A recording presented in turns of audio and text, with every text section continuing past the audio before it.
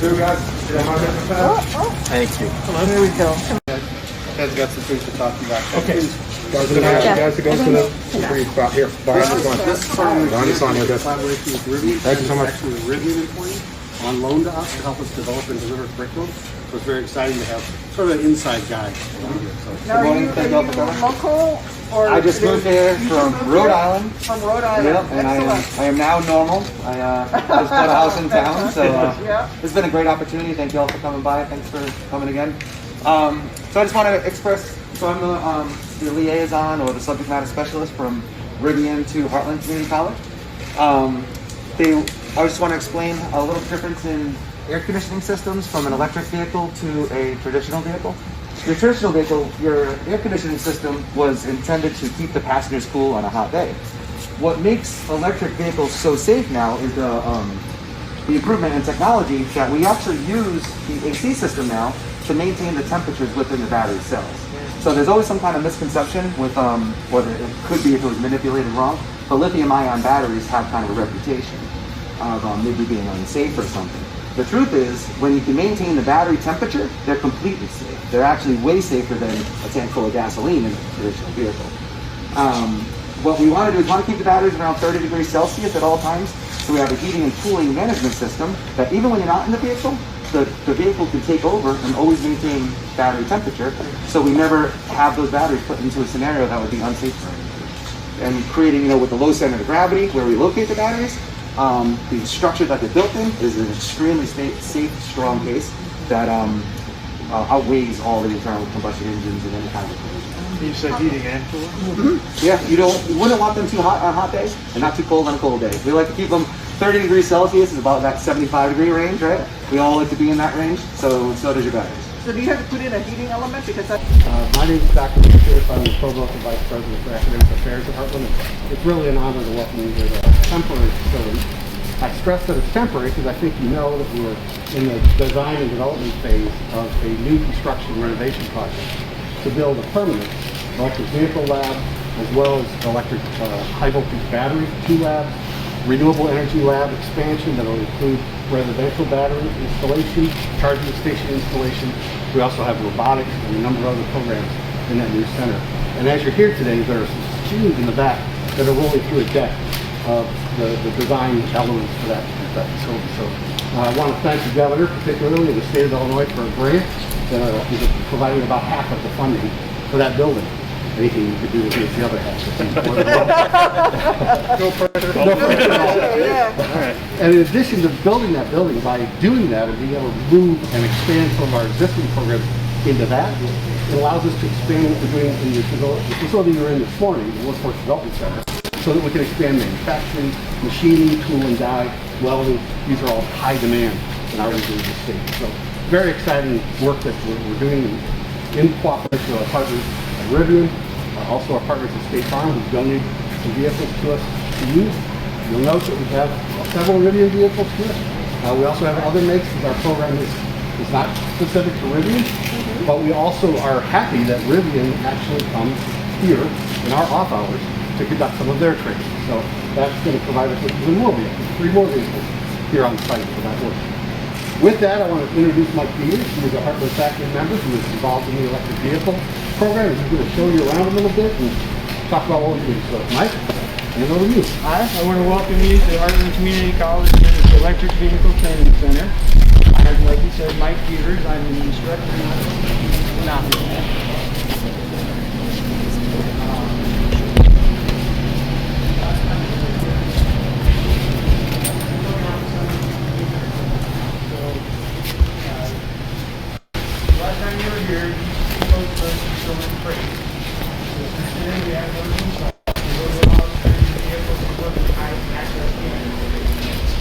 Back here, I just got to probably do a point so we don't have to walk all over the place. The 4-post lift there with the fan on it also provides the ability to do wheel alignments. Back behind that are the Hunter tire changer and wheel balancer. And then up here in front of us, we've got a few machines that service air conditioning and cooling systems. So So we're gathering up all the equipment like you would have in any typical auto service center anywhere. So as Rick mentioned, you can see that we've got a variety of makes because the Heartland program is not manufacturer specific. We want to try to cover everything we can. Let's go to the truck. Did you have a chance to drive one yet? No, but I have to say we're ordering one, so excited about it. Yeah. I drove one a couple months ago. Yeah. I'm gonna have to give up my lecture 150. On the last marker? I'm on the last mark? Yes, ma'am. The number one or the number? Just get they're all one, but They're all one. sorry about that. Oh, you're a good politician. You get You guys fill it in. We're gonna have a quick demonstration. Oh, I see. I'm following you as usual. Oh my gosh. All right. A couple more things I wanted to point out. We have diagnostic code scanners that allow us to communicate with the vehicle computer. We've got laptops provided for the students so they can access online and repair data. And then our latest delivery, you can kind of see in the back there, we've got some targets, the white targets that look like barcodes. And those are for calibrating the ADAS system, the Advanced Driver Assist System, that take care of like emergency braking, lane departure, that sort of thing. So we can bring those back to OEM specs. So with that, we've gathered some students here, some of our students. So this is Kyle, David, and Al, and they're going to do a little presentation for you. As we know, the electric vehicle, does not have an engine. It is powered by an electric motor. It does not have a fuel tank, but it is, uses batteries. But along with that, a lot of the other systems are still pretty close to conventional, only they've been electrified. So the students are going to explain some of that.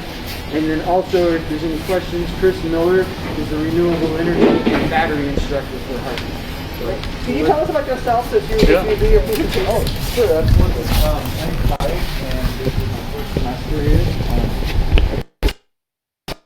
Currently, I'm a stay-at-home dad, so I'm just getting what I'm going to do once I'm done with that. And here I am, and learning about steering and suspension in this first semester. So this is rack and pinion system. You would see on an electric vehicle. You got the motor here.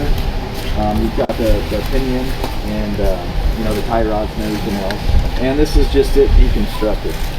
So one of the things I thought was very interesting when I found was this system here. It's the computer of it basically. So when you turn that wheel, it's going to measure the torque and how fast you want to go, either way. And then it catches up with the rack here. So trying not to get too greasy, but there's no that's about the most grease you're going to see inside of this thing compared to the old combustion engines. There's no to run everything. So other than that, David wants to talk about a few things. David writes spelling A-D, A-V-I-D, and A-F-E-T-A. So the difference is just like a regular car. The electrical vehicle doesn't have a pump on it that can use the fuel, but instead of pump, the electrical motor that run the rack. So this is the housing where the rack will sit inside, and this is the pinion that was run with axle, the motor wheel. So that when each time you turn the wheel, the steering wheel, so that run the motor, so the motor can.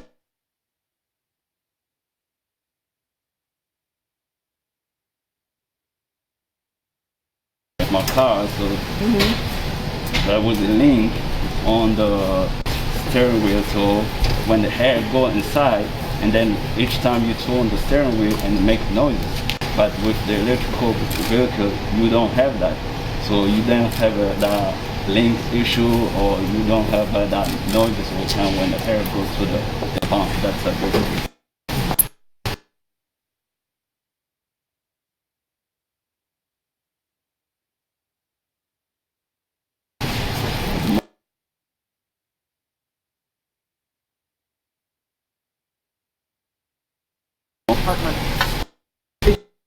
I've been in Heartland since 2008.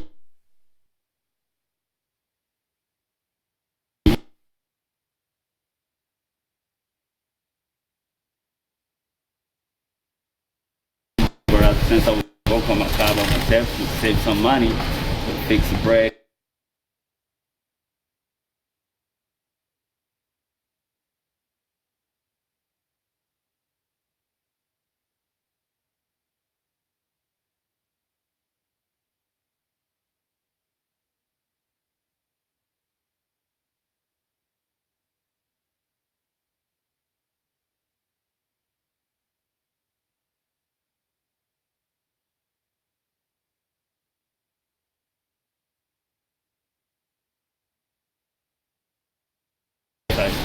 Move. Good, terrific. Okay, I'm Alan Delphi. Hi, Alan. I'm semi-retired.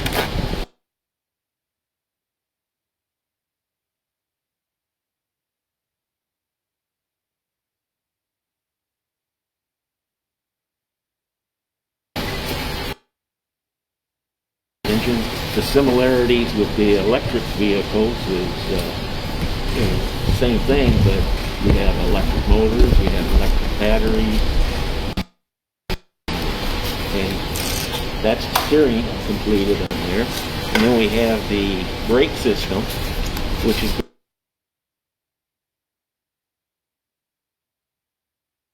and the backup. When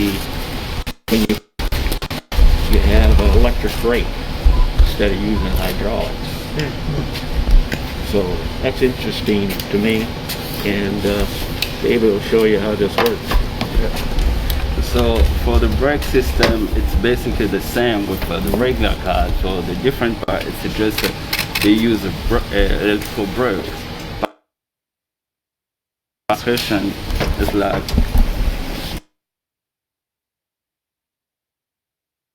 it's just you use the bird that you can push it.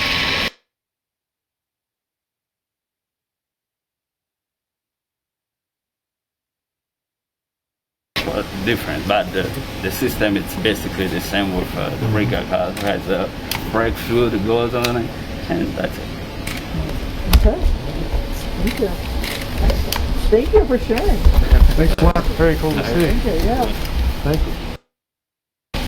I was wondering, where does it fit inside of here? Oh, it is? Yeah, so it's going to sit side right. Without running the wires, so it's going to sit right there, yeah. Yeah. You ever feel like you're doing a big puzzle? Yeah, it's pretty neat to take apart. Governor, to start taking